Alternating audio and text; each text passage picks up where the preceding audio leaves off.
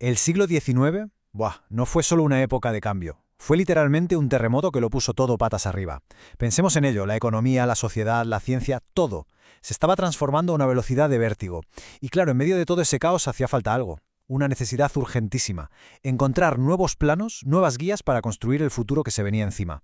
A ver, tratemos de imaginarlo. La revolución industrial a todo gas, expandiéndose por todas partes. Las ciudades de repente crecían de una forma brutal, casi sin control.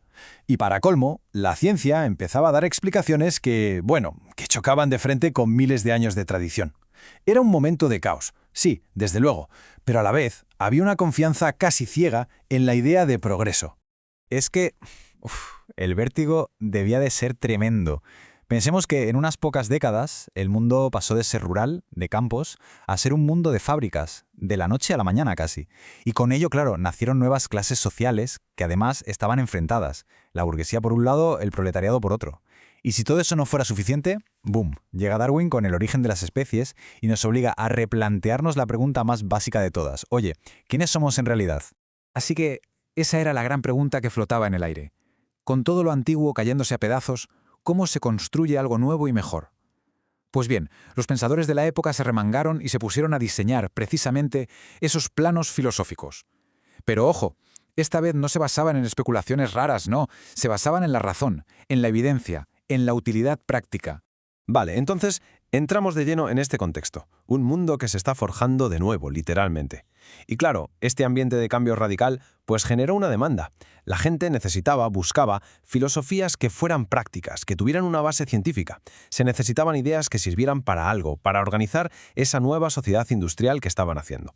Y es que el motor del cambio era potentísimo. Por un lado, la tecnología, la mecanización, que no solo cambió cómo se trabajaba, es que cambió la vida entera.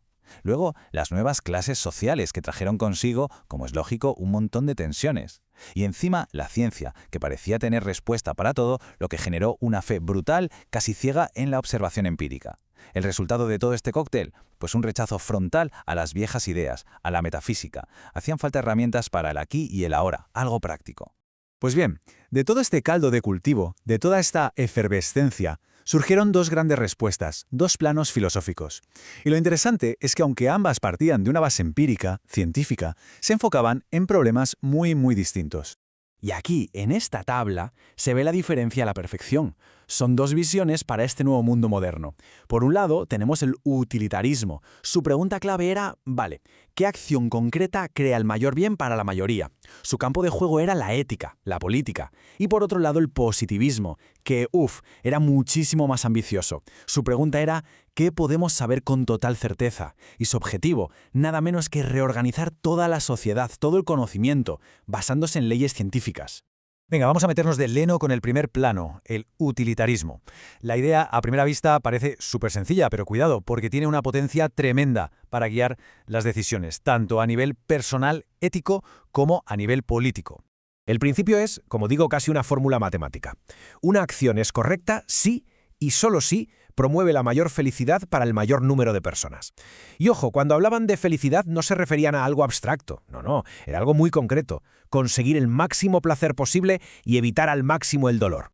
Uno de los padres de todo esto, Jeremy Bentham, llevó la idea al extremo. O sea, su objetivo era convertir la ética en una especie de ciencia exacta. Para ello se inventó lo que llamó el cálculo hedónico. Era básicamente un método para medir y comparar placeres y dolores.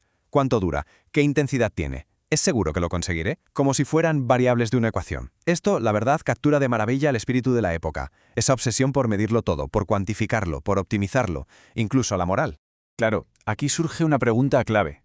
¿De verdad todos los placeres valen lo mismo? ¿Da igual el placer de comer un buen plato que el de leer un libro increíble? Pues esta crítica la abordó el que probablemente es el pensador más importante del utilitarismo, John Stuart Mill, y lo hizo con una frase que ha pasado a la historia de la filosofía.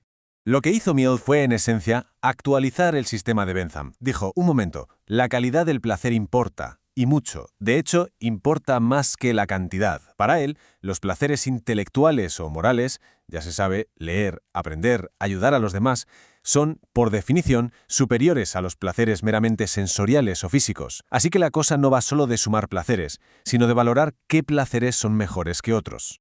Y aquí es donde la cosa se pone súper interesante, porque Mill da un giro de guión genial. Conecta todo esto del utilitarismo con una defensa a ultranza de la libertad individual. Su argumento es brillante. Para que una sociedad pueda progresar y aspirar a esos placeres superiores, la libertad y la individualidad son absolutamente cruciales.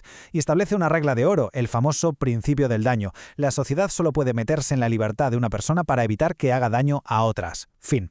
Pensemos un segundo en ello, es una idea que a día de hoy sigue estando en el centro de casi todos los debates políticos. Muy bien, dejamos el utilitarismo por un momento y pasamos al segundo gran plano, el positivismo. Y si el utilitarismo era ambicioso, esto ya es otro nivel. Su objetivo era, ni más ni menos, reconstruir todo el conocimiento humano desde cero, usando la ciencia como único cimiento, una base sólida e inamovible.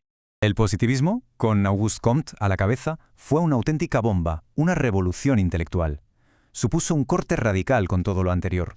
Comte dijo básicamente: se acabó el preguntar ¿por qué? Esa pregunta no nos lleva a ninguna parte. A partir de ahora, la única pregunta que importa es ¿cómo? ¿Cómo funcionan las cosas? Porque el único conocimiento que vale es el que se puede observar, medir y verificar científicamente. Todo lo demás, metafísica, especulaciones, fuera. Y para explicar esto, Comte desarrolló su famosa ley de los 3 estadios. Él veía la historia del pensamiento como una evolución en 3 fases. La primera, la teológica. Lo explicamos todo por la voluntad de los dioses. La segunda, la metafísica. Pasamos a usar conceptos abstractos como la naturaleza o el ser. Pero Comte estaba convencido de que su época, el siglo XIX, estaba dando paso a la tercera y última etapa, la definitiva, la etapa positiva. Aquí la única explicación válida es la que se basa en leyes científicas observables. Y aquí está el meollo de la cuestión, la idea central del positivismo. El razonamiento es, a ver, si hemos sido capaces de encontrar las leyes que rigen el movimiento de los planetas, las leyes de la biología, ¿por qué narices no vamos a poder encontrar las leyes que rigen la sociedad? Esa es la gran ambición de Comte. Crear una nueva ciencia, la sociología. De hecho, él inventó el término. Una especie de física social que nos permitiera entender, predecir y, sobre todo, organizar la sociedad de una forma completamente racional y científica. Claro, sobre el papel todo esto suena genial, ¿verdad? Muy lógico, muy ordenado. Pero luego llega el mundo real, que es complejo, caótico y a menudo irracional. Y fue ahí, en el choque con la realidad, donde a estas ideas tan potentes empezaron a vérseles las costuras, sus puntos ciegos. Vamos con el utilitarismo. Hay una pregunta que lo persigue desde el principio, y es una pregunta muy incómoda. Si lo único que importa es la felicidad del mayor número de personas, ¿qué impide que sacrifiquemos los derechos o la felicidad de una minoría si eso beneficia a la mayoría? Es el gran peligro, lo que se conoce como la tiranía de la mayoría. Es una tensión brutal que el propio Mill intentó resolver, pero, siendo honestos, es un debate que sigue completamente vivo hoy en día. Y el positivismo, por su lado, se topa con un problema parecido, pero desde otro ángulo. A ver, si el único conocimiento válido es lo que podemos observar y medir, ¿qué hacemos con todo aquello que nos hace humanos? ¿Dónde queda el sentido de la vida, los valores, el amor, la justicia? ¿Se puede meter todo eso en una probeta y medirlo? El riesgo es tremendo. Acabar construyendo una sociedad que sea una máquina perfecta, superordenada y eficiente, sí, pero completamente vacía, sin alma. Pero bueno, a pesar de estas críticas, que son muy importantes, una cosa es innegable. El impacto de estas dos formas de pensar en el mundo actual es gigantesco. Nos guste o no, vivimos sobre los cimientos que ellos ayudaron a construir en el siglo XIX. Y puede que suene muy abstracto, pero su legado está, de verdad, por todas partes. Miremos a nuestro alrededor. Cuando un gobierno o un ayuntamiento hace un análisis de coste-beneficio para decidir entre construir un hospital o una carretera, eso en el fondo es pensamiento utilitarista puro y duro. Y cada vez que vemos en las noticias una encuesta electoral o un estudio sociológico sobre cualquier tema, estamos viendo el mundo con las gafas del positivismo. Esa fe que tenemos hoy en que los datos, la evidencia y la razón pueden ayudarnos a mejorar la sociedad es su herencia directa. En resumen, lo que representan estas dos corrientes es un giro de 180 grados. La filosofía, de alguna manera, bajó de las nubes, del cielo de las ideas abstractas, y se puso el mono de trabajo. Se convirtió en una caja de herramientas, casi en un manual de instrucciones, para intentar comprender y, sobre todo, para transformar una realidad que, como hemos visto, estaba cambiando a una velocidad de vértigo. Así que, aquí estamos, en el siglo XXI, viviendo en un mundo que, en gran parte, funciona con la lógica que diseñaron estos pensadores. Nos han dado herramientas potentísimas, no hay duda, la racionalidad, la ciencia, la idea de progreso. Pero la pregunta final, la que quizás es la más importante de todas, sigue ahí flotando en el aire. Al construir este mundo tan racional, tan eficiente, tan basado en datos, ¿qué hemos ganado? Y sobre todo, ¿qué partes de nuestra humanidad hemos podido dejar por el camino?